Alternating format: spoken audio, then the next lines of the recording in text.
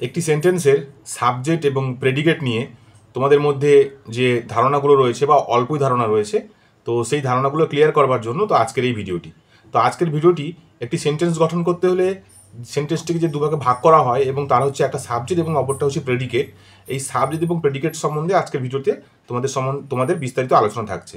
তো ভিডিওটি তোমরা পুরোটা দেখো, দেখলে তোমাদের মধ্যে সাবজেক্ট এবং প্রেডিকেট নিয়ে যে ধারণা ছিল সেটা পুরোপুরি ক্লিয়ার হয়ে যাবে। ঠিক আছে, চলো ভিডিওটি শুরু করি।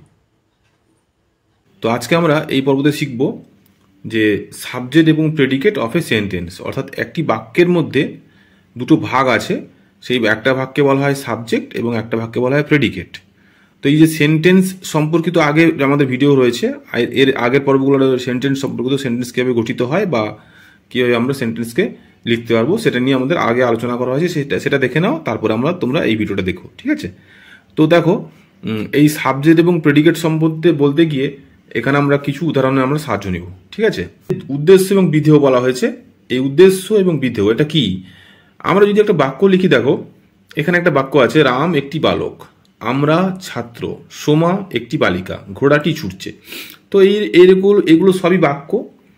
তো এই বাক্যের কিন্তু দুটো অংশ। ঠিক আছে, একটা হচ্ছে রাম, আমরা, সোমা, ঘড়িটি, আর একটা হচ্ছে একটি বালক, ছাত্র, একটি বালিকা ছুটছে ইত্যাদি। ঠিক আছে, তো এইটাকেই আমাদের ইংরেজিতে কিভাবে লেখা হচ্ছে দেখো, সাবজেক্ট এবং প্রেডিকেট, অর্থাৎ উদ্দেশ্যকে বলা হচ্ছে সাবজেক্ট এবং বিধেয়কে বলা হচ্ছে প্রেডিকেট। তো এটাকে কিন্তু ইংরেজি ট্রান্সলেশন করা আছে, দেখো রাম একটি বালক, এখানে লেখা হয়েছে রাম ইজ এ বয়, আমরা ছাত্র, উই আর স্টুডেন্টস, সোমা একটি বালিকা, সোমা ইজ এ গার্ল, ঘোড়াটি ছুটছে, দি হর্স ইজ রানিং।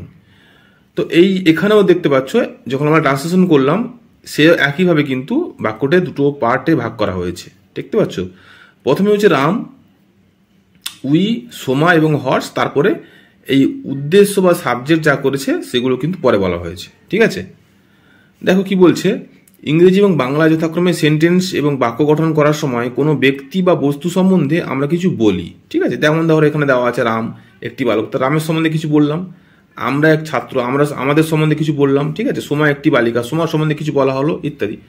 তো বলছে সেই ব্যক্তি বা বস্তুকে উদ্দেশ্য বলা হয়। এই যে বললাম যার সম্বন্ধে বলছি তাকে কিন্তু বলা হচ্ছে উদ্দেশ্য। ঠিক আছে, এবং ইংরেজিতে বলা হচ্ছে সাবজেক্ট।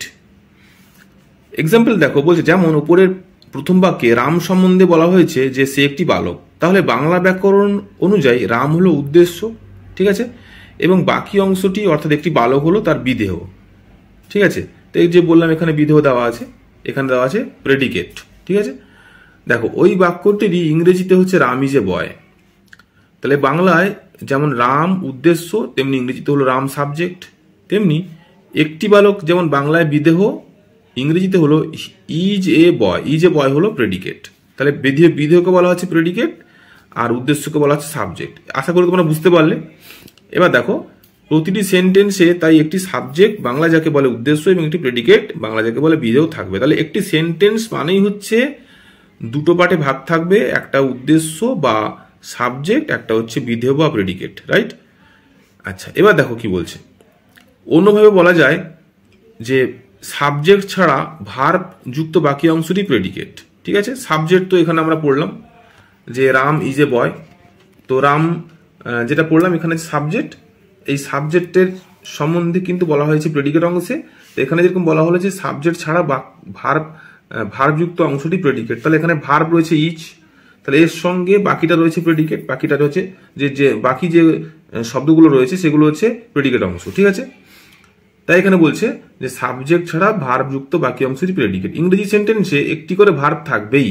ঠিক আছে, ভার্ব ছাড়া কিন্তু কোনো প্রেডিকেট হয় না, অর্থাৎ ভার্ব ছাড়া কোনো বাক্যই কিন্তু বাক্য গঠন হবে না আমাদের ইংরেজিতে। ঠিক আছে, সেমনি এখানে বলছে প্রেডিকেট অংশটা যেহেতু বাক্যের বড় অংশ, সুতরাং সেখানে কিন্তু আমাদের ভার্ব অবশ্যই লাগবে। ঠিক আছে, তাই বলছে এখানে ভার্ব ছাড়া ইংরেজিতে প্রেডিকেট হয় না। কিন্তু বাংলায় কিন্তু আমরা অনেক ক্ষেত্রে কোনো ভার্ব ব্যবহার করি না। ঠিক আছে, যেমন বাংলায় বলি যে যতীন ভালো ছেলে, কিন্তু ওই বাক্যই ইংরেজিতে সেন্টেন্সে বলা হয় Jatin is a good boy. তাহলে ইজটা এখানে লাগানো হয়েছে, ইজ মানে হয়, এখানে কিন্তু যতীন হয় ভালো ছেলে নেই। ঠিক আছে, তো এখানে কিন্তু ভালো ছেলে নেই, ভালো ছেলে যেটা বলেছে এটা কিন্তু হয় এখানে নেই, এখানে কিন্তু অবশ্যই হয় যোগ করা হয়েছে। তো গঠন কাঠামোটা বুঝতে পারলে যে ইংরেজি এবং বাংলার গঠন কাঠামো একটু আলাদা।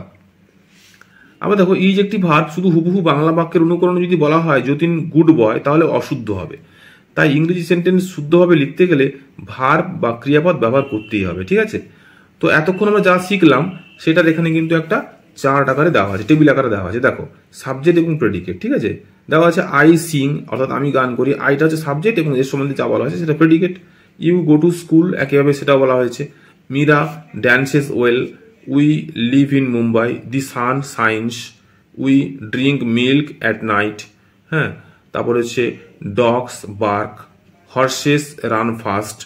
তো এইখানে দেখো, এখানে কিছু যেগুলো দেওয়া আছে শব্দ বা ওয়ার্ড, এখানে তার সম্বন্ধে কিছু সেন্টেন্স দেওয়া আছে। যার সম্বন্ধে বলা হচ্ছে সে হচ্ছে সাবজেক্ট এবং সাবজেক্টের সম্বন্ধে যা বলা হচ্ছে সেটা হচ্ছে প্রেডিকেট। তো আশা করি ফ্রেন্ডস তোমরা বুঝতে পারলে যে সাবজেক্ট এবং প্রেডিকেট জিনিসটা কি এবং কিভাবে ব্যবহার করা হয়েছে বাক্যের মধ্যে।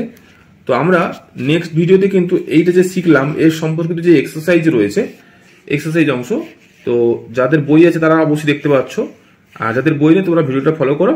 পুরো বইটা তোমাদের কিন্তু এই চ্যানেলে কভার করা হবে, ঠিক আছে, তোমাদের বই কিনতে লাগবে না। দেখো তো এই এক্সারসাইজগুলো কিন্তু সেপাশেও রয়েছে। তো আমরা পরের ভিডিওতে কিন্তু অবশ্যই সলভ করে দেবো হাতে কলমে খাতায়। তো তোমরা কিন্তু চ্যানেলটি দেখতে থাকো, ভিডিওটি দেখতে থাকো, এবং এই চ্যানেলের মধ্যে যে গ্রামার ভিডিওগুলো তোমরা পাচ্ছ সেগুলোর মধ্যে থেকে তোমাদের কতটা ভালো লাগছে তোমরা অবশ্যই কমেন্টস করো, এবং কিভাবে তোমাদের জন্য আরো ভালো ভালো ভিডিও বানানো যেতে পারে বা ভালোভাবে আমরা দিতে পারবো, তোমরা সেটা একটু পরামর্শ আমাদের অবশ্যই দিও, ঠিক আছে। আজকের ভিডিওটি কেমন লাগলো তো তোমরা সবাই জানিও কমেন্টে। তোমাদের যদি কোনো কোশ্চেন থাকে তো তোমরা সেটা লিখো, আমি তোমাদেরকে উত্তর দেওয়ার চেষ্টা করব। নেক্সট ভিডিওতে তোমাদের সঙ্গে আবার দেখা হচ্ছে। টাটা।